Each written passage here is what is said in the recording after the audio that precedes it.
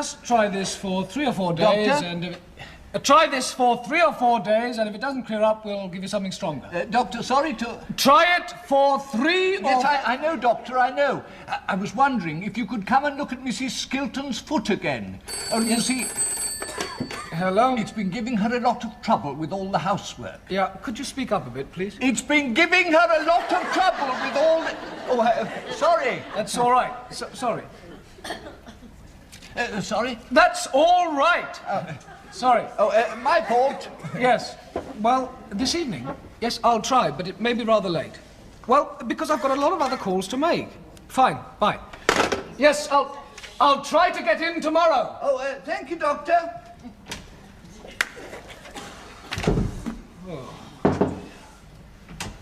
Good evening. Good evening. Oh, you must be Dr. Upton. That's right. Yes. You're so like your father, I'd recognize you anywhere. Do sit down. We met him when we were with the Rotarians in Brighton last year. My little girl Cynthia was rather ill. She's rather delicate, you know. And he looked after her wonderfully. Good.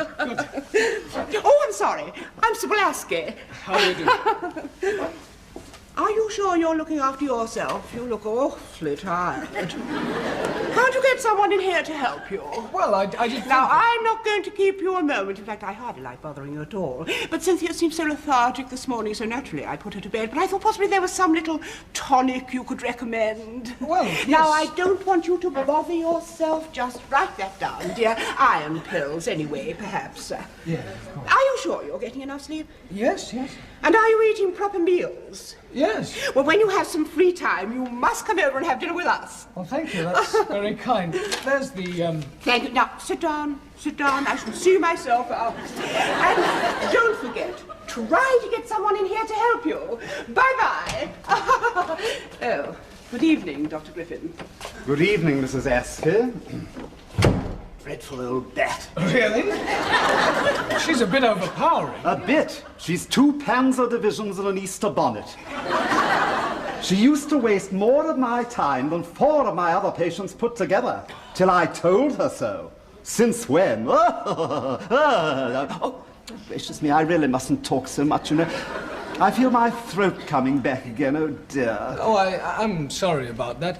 I was thinking it's still a bit hectic here with the flu. I was wondering... A receptionist. Ah, yes. I was thinking of that only yesterday. A nice, bright, efficient girl would be a real investment. Or even just while the epidemic's on, perhaps you might get Paul to come and help us out for a couple of weeks with the actual medicine. Paul? Now, that's very thoughtful of you, Michael. It would make a bit of a break for me. Oh, well, I was thinking actually of... Good idea. Ring him up.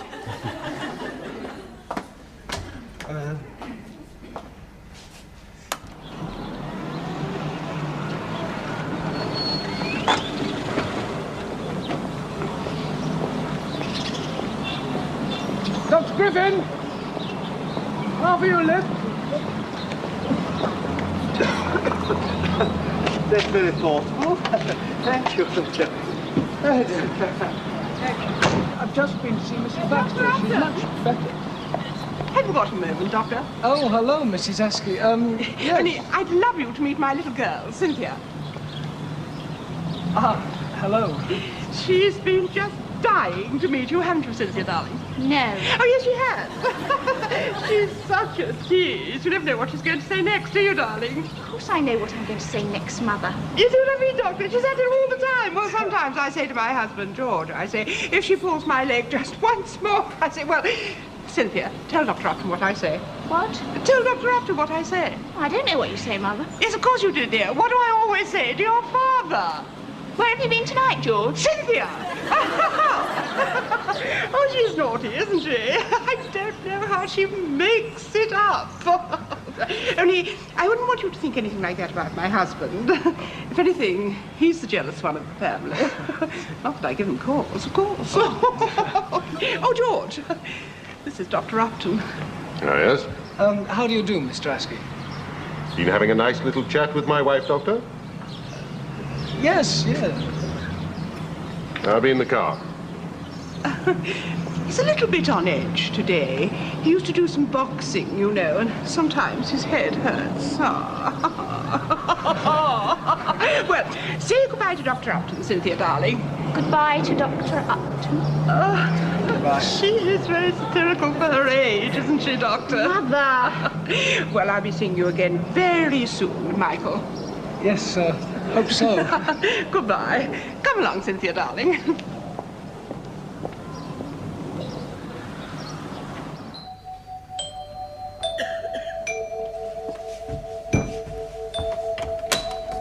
Oh, Dr. Upton, I'm so sorry to have bothered you. No, not at all. Only Cynthia wasn't feeling at all well this morning. I really think you ought to have a look at her. Yes, of course. This way, Michael. You don't mind me calling you Michael on your professional visits? No. Oh, good. This way. She's being so brave, poor dear, even though she is feeling so ill. Cynthia! Dr. Upton's here to see you, dear. Turn the radio off. That's good, girl. Now let Mummy make your pillows nice and comfy. There. Well, now, Cynthia, what seems to be the trouble? Well, she's been having one of her feverish bouts, Michael. She wasn't her merry self this morning, so I took her temperature. 99.6. Off to bed you go at once, darling, I say. And we'll call Dr. Upton. I see. Any other symptoms, Cynthia? Cynthia, stop reading, dear. Dr. Upton is asking you a question. Well, she has a pain in her head just about here and a sort of buzzing in her ears. You haven't got a sore throat? No. Has this ever happened before? Yeah, she has this about every 6 weeks, Michael. She's very delicate, you know. I'm not. Yes, you are, darling. Mother knows. No, she doesn't. Oh, you are a little tease. Even though she's ill, she still has a delicious sense of humor. Well, there's nothing actually physically wrong with her. I mean, she's no real temperature. No, Michael, but she does get a little bit listless sometimes. May I ask, does she have any boyfriends? No, Michael, no. Well, I was just wondering. Yes, of course, Michael, of course. Well, I'll try to pop in again tomorrow, Mrs. Askey. Oh, thank you so much, Michael. And do call me Sybil. Oh, right. And I may call you if anything happens. Yes, of course. Oh, well, it was nice to see you again, Michael. Nice to have met you. Bye-bye, Sybil. Good evening, Mr. Askey. Dr. Upton has just been visiting Cynthia, dear. Yes? Sybil? Yes, she's got a temperature. Well, no, she hasn't got a temperature, but she's not well. Well, she's not ill. I was just visiting. I see. Well, I'll be off then. See you tomorrow. What? And you. See both of you tomorrow. Or rather, see Cynthia tomorrow and probably both of you. Fine. Well, bye-bye. All right, Sybil. What are you up to? Nothing, George. Nothing.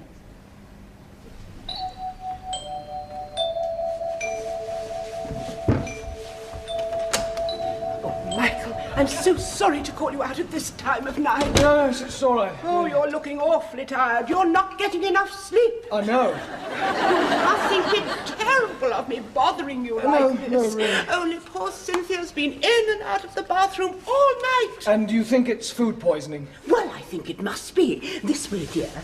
You'll have to be rather quiet, because George is a very light sleeper. Cynthia! Cynthia? Cynthia! Cynthia, darling, Dr. Upton is here to see you. What? Dr. Upton is here to see you. Who? Dr. Upton. What the hell's he doing here? Cynthia! It's 3 o'clock in the morning. Oh, she's a little bit sleepy, Michael. You're ill, dear. Food poisoning, remember? Food poisoning? Yes, you've been in and out of the bathroom all night. I went twice. Once for a pee and once to get a eyelash out of my eye. I told you. Yes, but you looked very ill, dear. I told you I wasn't ill. I am not ill, Mother, I said. But you've been going to the bathroom. Look, it's a free country, isn't it? Can't I even spend a penny without someone calling an ambulance? You've got food poisoning. Yes, and smallpox and VD and the bubonic plague, and I want to die in my sleep. Oh, Cynthia, I'm warning you. Sit up. Can't. Rigor mortis. What's going on along there? Nothing, dear. Who are you talking to? Nobody, Bertie, dear? Well, I think Cynthia seems to be perfectly all right, so I'd better go. Well, she does seem to have made a rather rapid recovery, Michael. She's a very naughty girl. No, it's probably just... What are you doing here at this time of night? Oh, Dr. Upton has just been examining Cynthia, dear. With the light off? Well... She's fast asleep. What have you been doing in there? I was called here to examine Cynthia, and I find that she is perfectly well. I am now going back to bed, Mr. Askey. Good night, Mrs. Askey. Good night. If I catch him with you again, I'll wring his scrawny little neck.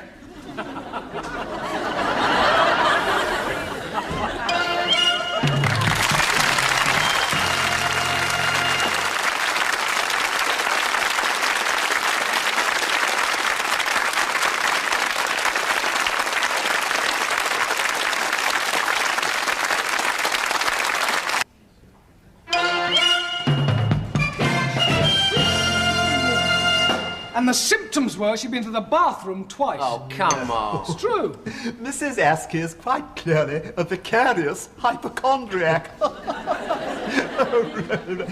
I mean, there's nothing actually wrong with the girl, is there, Michael? Nothing that a missing mother wouldn't cure. Diagnosis, Mrs. Askey stifling the life out of her daughter. Treatment, tell her. Oh, yeah. Well, I would, like a shot. She never goes out of the house? Never. No boyfriends? You're joking. Oh, well, look, Michael, next time, bring it up tactfully. Tell the old trout that Cynthia needs a boyfriend. Oh, she'll like that. Well, you've got to do something, Mike. I know. She's going to get married someday. She may as well get used to the idea. Yes, but giving that sort of advice, I always feel a bit young, you know.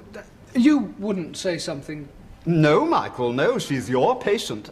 Besides, I feel my throat again, really. I did. Now, look here. What you ought to do is to go straight round now and have it out with her. What? That's your answer.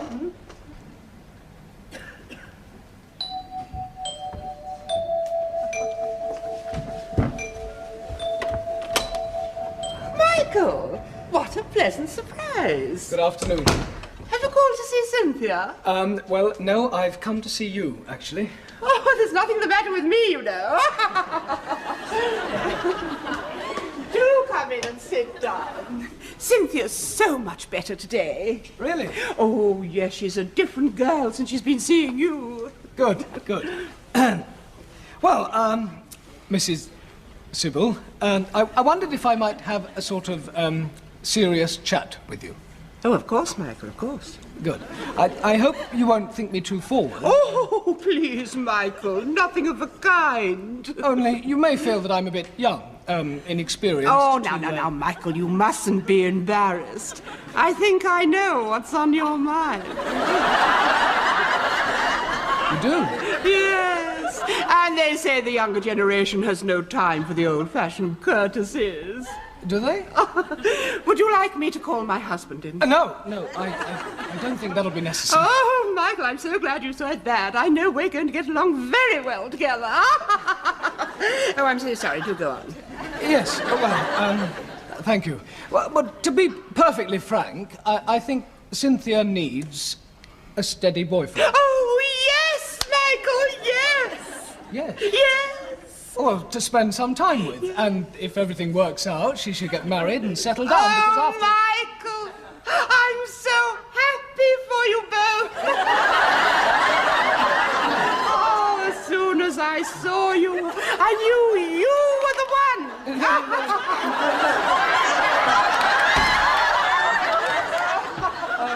Oh, no, this is a misunderstanding. Ah, yes? Oh, George, I have something to tell you. No, she It's hasn't. hardly necessary to tell me now, is it? I walk in and find the two of you. No, you didn't. Don't you dare say I didn't. Oh, but not that.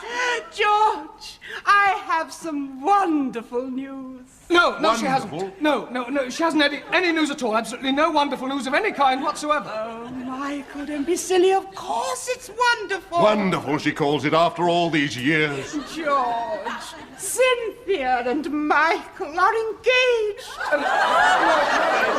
What? Him and not... Not what? No, they're engaged. No, we are not. We are not engaged. Well, no, not officially. No, not at all. No, not at all. No, I was just trying to explain to you that Cynthia needed a steady boyfriend. What? A boyfriend. Any boyfriend. But you said married. Yeah, but not me. Wait a moment, moment has he got Cynthia into trouble? Cynthia? And now he won't marry her, eh? No, look, for God's I sake, know how to deal with your sort. I'm so sorry, Michael. What? I understand everything now. You do? Yes, I was trying to rush things, jump the gun, when all you needed was time. Well, not exactly. Oh, I'm so sorry. Anyway, I made a fool of myself. Oh, no, not at all. We will see you again. Yes, of course. Bye-bye, Sybil. I'll call you sometime. Sybil, Yes. I wonder if you would... sit down, George.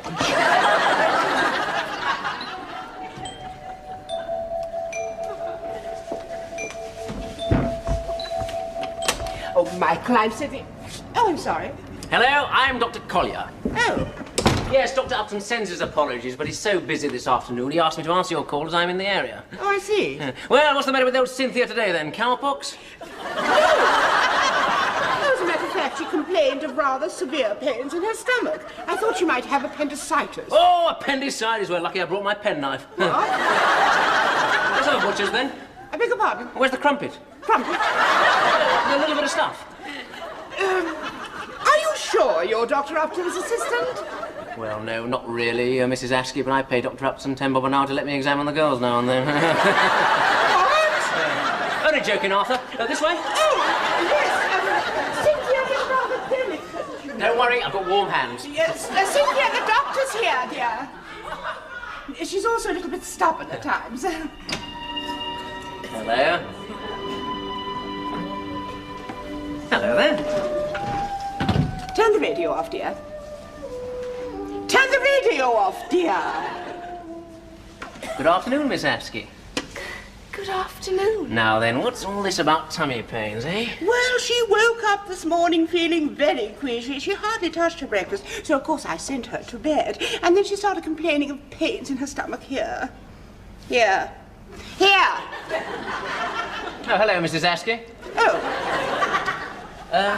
Does it hurt now? No, Not a bit. no. Well, a bit, yes. Where does it hurt? We're sort of there. Here? Here? Oh, yes, that hurts. Here? Oh, definitely. I see. And a bit higher. Cynthia, you're imagining things, dear. Oh, I'm not, Mother, I'm delicate. Oh, of course you're not delicate. I've never heard such rubbish. Here? Just a bit. Higher. Ah, there. Oh, yes. Oh, that hurts a lot.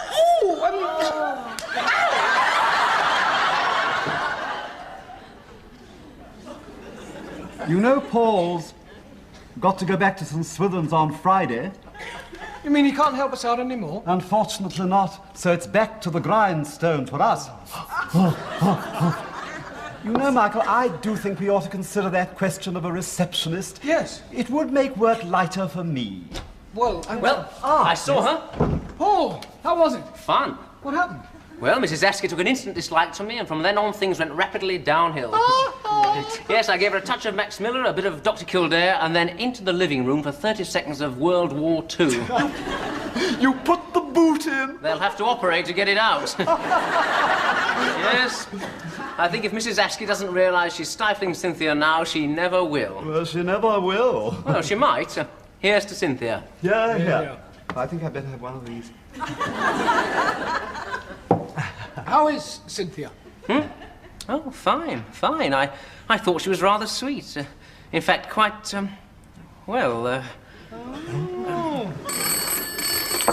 Hello? Yes? Yes, I'll just see if any of the doctors are here. It's Mrs. Askey. Michael, you take it. Yes, Mrs. Askey? Pardon? Not Dr. Collier. Yes, I see. She wants to speak to either of you two. Oh, well, I've got to fetch yes. Hello, Mrs. Askey? Yes, Dr. Upton's here. Yes, he's longing to speak to you too. Yes, here he is now. Hello. Hello, Mrs. Askey. Oh, dear, has she? Oh, well, I'll come straight over then. No, not at all. Bye-bye, Mrs. Askey. Michael, what am I going to do? Cynthia gone. She's packed her bags and left. She'll be absolutely helpless without me. I did everything for her. Yes, look, just take one of these and you'll soon feel better. Yes. There we are. Now, tell me all about it. Well, she was pretending to be ill again. And then she started shouting and screaming terrible things. And oh my God! No, Mrs. Askey. No, Sybil. What's going on? Oh, no, not you. You were in. See, Mrs. Askey sort of leant on me and we overbalanced on... Excuse me. I'm sorry. See, Cynthia's left home and Mrs. Left Askey was home? a bit distraught and needed comforting. I don't mind, Doctor. What? I don't mind, Doctor. It doesn't seem important anymore. It's quite natural for my wife to be attracted to younger men, but please don't take her away from me. Take her? I don't mind Cynthia going to live with you. Cynthia? That's all right. I don't mind. Really, I don't. I don't But mind she's about not. her. But please leave me, Sybil. You've done a lot of damage, but I don't mind if you'll just go now. I won't make any trouble, but please go. Please go. Please listen. Let me explain. Go. I'll give you money. Here, look. 15, 18 pounds and lots of silver. All right, send a check. Anything you want. Take my watch. And here's our best picture. You'll like that. And my German umbrella, there it's yours. And my Tyrolean hat. Now, please go. And, Doctor, cross us off your list if you'd be so kind. Thank you so much. Goodbye.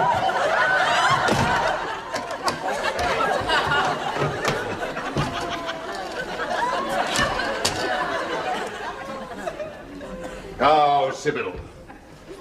Yes, George. And of course, it's a very sound idea to gargle with warm salt water. With what? Warm salt water. Oh, yes. Well, why don't you do that then? Then you can keep taking the myosin tablets. Good idea. Well, I'll do that then. Yeah, and try and cut down on the cigarettes. Oh, I know I should. It's all the work, you know. Dr. Griffin, the Askeys are no longer our patients. What? We've lost the Askeys. Oh, well done, Michael, well done. I hoped it might come to this. Well done. Where's Paul? I want to in tell there. him. I'll be with you in a moment. Thank you, Mr. Skilton, for your help. Thank you. Come along. Paul! Yes, Mike? Won't be a minute. Just a sec. Hello, Mike. Listen, we've lost the Askeys. Oh, good. Good? What do you mean it's great? We're rid of the whole family. Yes, Mike, we've got a receptionist. Have we? That'll help. Yes, I've just been showing her one or two things. Yeah, I bet you have. Oh, no! Oh, yes. Hello.